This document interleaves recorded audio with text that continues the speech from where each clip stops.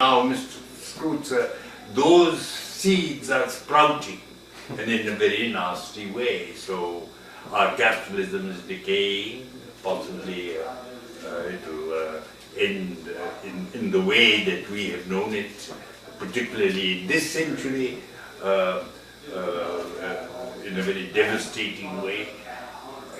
Your Marxism, Leninism itself hardly took off.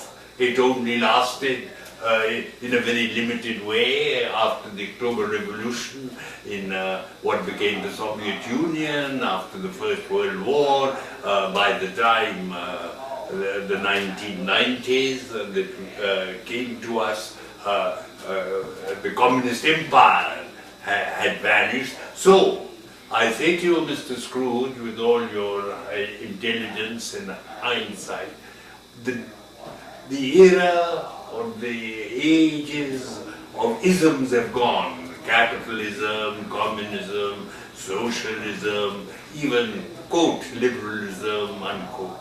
So, with these having gone, what, with your great understanding of what has happened, what is going to replace it? Because politics, economics, life is never left in a vacuum. We are also now celebrating Darwin's 200th anniversary, as we are doing that of the great Abraham Lincoln. So what do you see? And it has to come much quicker than all the rest came, because it's a globalized world, there's mass communications, everybody has become a part of the whole, no man is an island unto itself. Don't ask for whom the bell tolls, it tolls for thee. So, Mr. Scrooge, what is going to replace the isms that I was brought up in, and even you in the days of Dickensian London? Well, I think a couple of things in your comment need to be addressed. One, you said that Marxism and Leninism didn't work. We really have not had a true example of what Marx was talking about. And what Marx was talking about was a system where everyone was encouraged to find that thing that gave them passion and to live that, and to everybody to be free. And he wasn't against private property, he was against bourgeois property. He was against me owning your property. So that's one thing. The other thing is, I do not feel as though capitalism has failed. And the reason I say that is because the system that we have now that's fallen off the edge of the cliff and is not working is not capitalism. I mean, the system that we have is working just as it was designed to work, which was to give a relatively few people the power to take and dictate the lives of other people.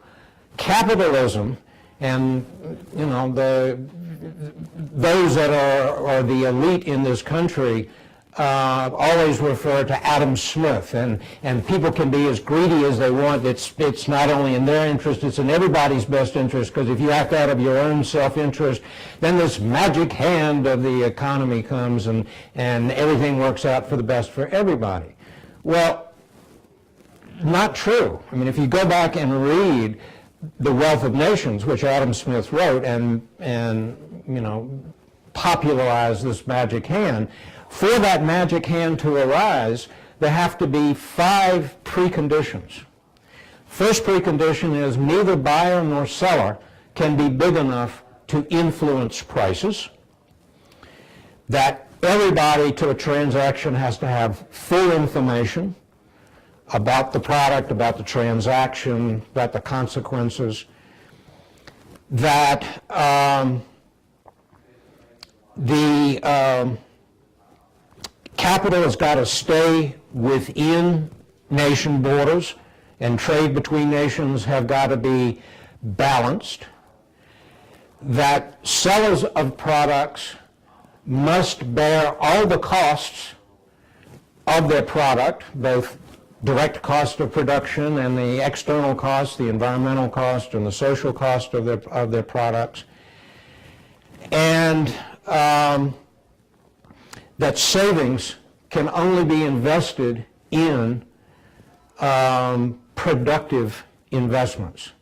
Now, we could go down each one of those and give examples, but to summarize, George Soros, who is a general of capitalism, said that what we call capitalism today, if you closely inspect it, that every condition and assumption of a free market economy is contravened.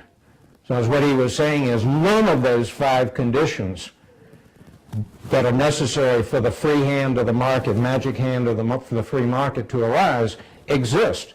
So we don't have capitalism.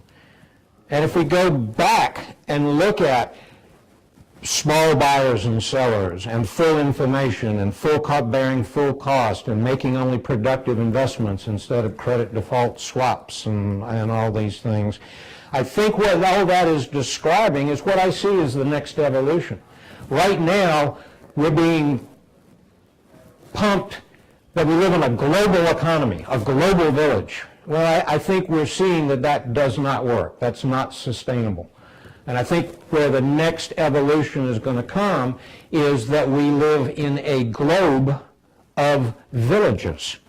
And so our economy, instead of getting bigger and bigger and mass and cheap and maximum throughput, we're going to get back to regional economies and economies based on meeting the needs of the people in Moore County, where this interview is being conducted. Right now, Moore County is trying to figure out a way to find a little niche in the global economy that they can squeeze into. Even if it's successful, the global economy makes decisions and changes, and that niche can disappear. But if Moore County looked at, well, we've got 80,000 people and everybody should be eating and everybody needs a home, and so if we focus our economy on meeting the needs of the people that are here, then that's an economy that's stable. That's an economy that isn't going to change. Doesn't matter what happens in the global economy, then people are still going to be eating. So I think that's the direction, and if you look at what a regional and local economy looks like, it really meets those 5 hands those 5 preconditions. And the other thing is, on a local economy, what people do not quote from Adam Smith, in 1759, a number of years before he wrote Wealth of Nations, he wrote a treatise on moral sentiment. And in that, he said, yes, mankind is a selfish being.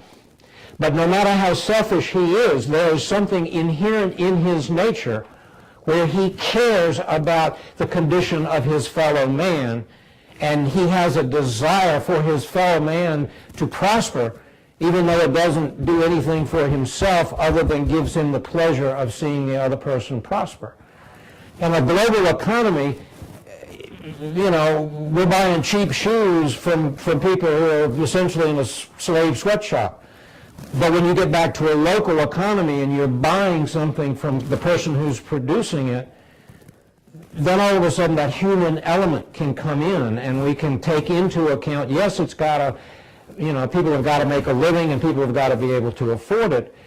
But when you're looking eye to eye with somebody else, then that element of human condition can arise, and I think that's the element that's going to be different in the new economy, and then just in our new culture.